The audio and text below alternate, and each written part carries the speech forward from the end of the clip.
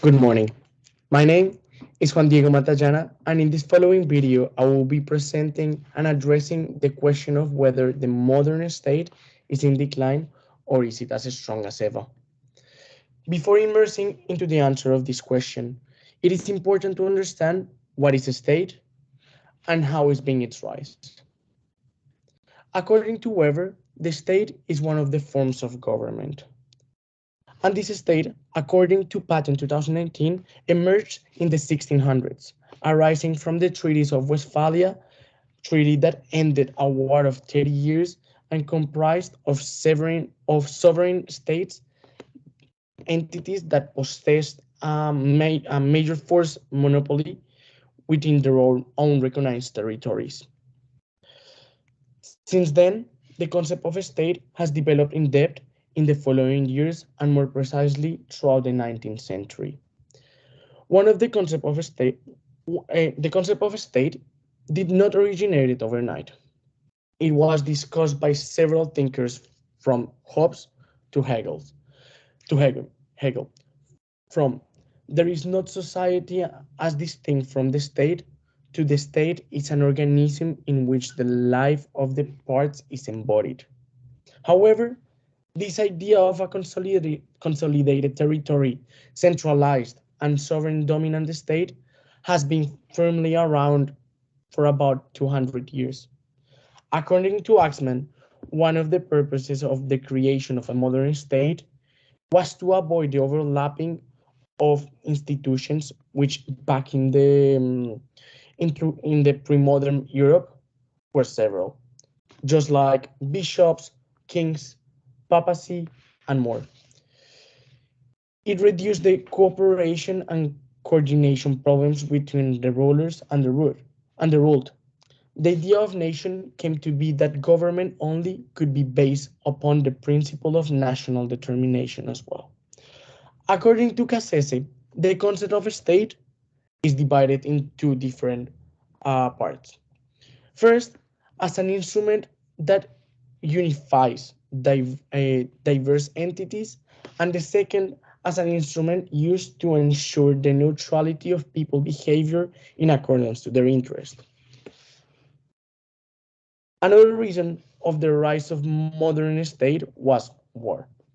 But why war? So according to Spirit, war was a catalyst of state formation, as the increase of the scope of warfare led to an emergence of standing armies artillery and eventually handheld firearms, as well as managing to mobilize a high population of people for combat purposes. All this created a full economy based mainly on war, and not just on war, but as well everything that surrounds war, just like arms and the mobilization of this population. This revolution in military affairs forged the high capacity states of Europe. Another important reason of the rise of the modern state is the rise of capitalism, as rulers of a state had to take care of the mercantilized interest of their own state and the states that were allies with, and the rulers that failed to create states that facilitated and that created these facilitated production and trade lost with their rivals. Um, but after all this rise that a state had as a modern state, is the modern state as strong as ever or is actually declining? So, in accordance to Cassese, the theory of the state is hardly tackled by scholars or even by society in general. And he offers two theories of why this is happening. The first one is the loss of the sense of state as a whole.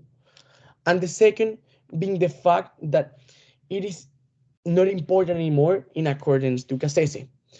Um, the latter being discussed on the base that the concept of the state does not work as an unifying factor anymore. However, I disagree completely with his first quote, as in accordance with Sprout, the discussion about the state is in fact growing more in the recent years. This is because of the doubtfulness that people are having on the future of their state. He also believed that this debate is highly important as it examines the implications of weapons of mass destructions, such as nuclear weapons, for conventional interstate relations. And in my opinion, it is a pillar point of this discussion. This is because, as Harris 1966 in Spirit stated, nuclear weapons technology has made the labor of a state obsolete, as he believes that throughout the Second World War, and of course in direct consequence of the modern state system, um, humanity pioneered weapons that were so devastating that they could not longer be actually used for any rational hard geopolitical purpose. This meant that, as Michael Mann stated, um, there are less interest. The states are less interested in engaging in wars, and this was, as said before, an essential point of the theory of the modern state. However, this is not the only notion of why states are in decline. John Wiley in 1999 believes that another important factor is globalization, as nation states are unable to satisfactorily conduct their own country policy, economical policy, in an increasing globalized transnational economy. Globalization has shown that national entities' ability to conduct regulatory activities um, and across jurisdiction and in a cross jurisdictional basis are becoming obsolete, and that this state power and the obsoleteness of their powers in economy uh, are showing that the state is becoming insufficient, and it will be not able to cope with the cross-border regulatory problems that globalization and a globalized economy will incur. John uses the Asian financial crisis of the 90s as an example, as he discusses that it indicated that the global banking regulations lack of things such as like the bankruptcy laws that could have effectively helped Indonesia. This is during the pre-crisis period of the Asian crisis. Moreover, globalization allowed and brings to the question the creation and emergence of supranational authorities and entities that answer to the previous difficult suffered by states. Even though that super authorities and supranational authorities can help with the regulation of foreign investment and financial market, their existence means that these entities will retain more power, more jurisdictional power, and therefore this will mean, of course, that the power that the state has by itself will decline. As stated previously and supported by Wiley and Sprout, there are certain aspects that exacerbate why it can be considered that states are in fact in decline.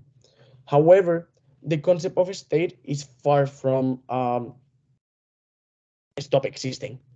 Modern states are still a primary possession of military forces, and they are still part of all the traditional alliances. Moreover, as stated by Mann 1997, the war remains a conflict-ridden war with substantial space for what it is considered hard politics.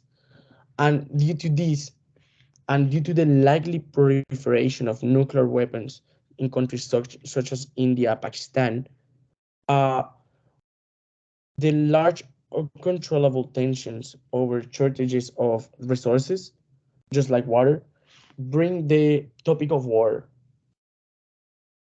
to be always plausible and to be always there. And therefore, state power will benefit from this and will likely to increase.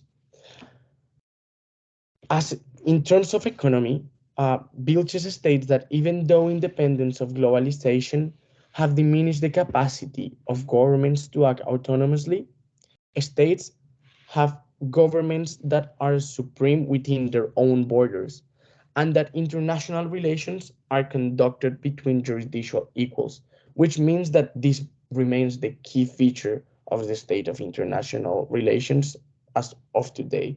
This is due to the fact that they are codependent and they need each other to be able to keep working, as well as the fact that the state form is still a sign of safety and confidence in which the whole globalized economy is embedded on.